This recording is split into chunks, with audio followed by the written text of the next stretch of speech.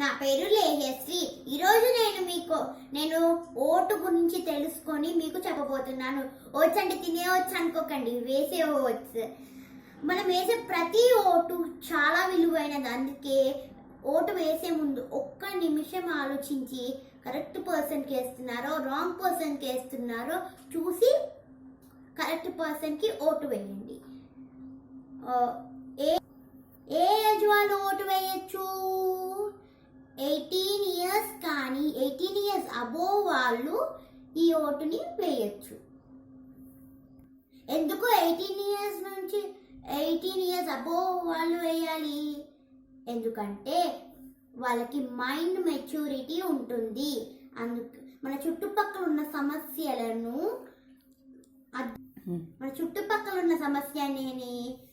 చూసి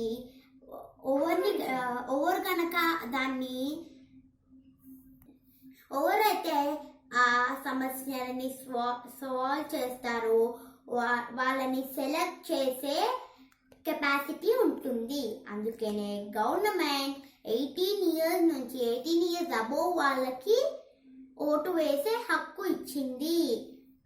అందుకని మీ అందరూ ఓటు వేసే ఒక నిమిషం ఆగి బెటర్ పర్సన్ సెలెక్ట్ చేసుకొని వేయండి. కరెక్ట్ పర్సనా రాంగ్ పర్సనా చూడండి ఫస్ట్, తర్వాత కరెక్ట్ పర్సన్కి మీ ఓటు వేయండి. మీరు మర్చిపోకుండా December 1st రోజు మున్సిపాలిటీ ఎలక్షన్స్ దగ్గర మీ ఓటుని వేయండి. All the best.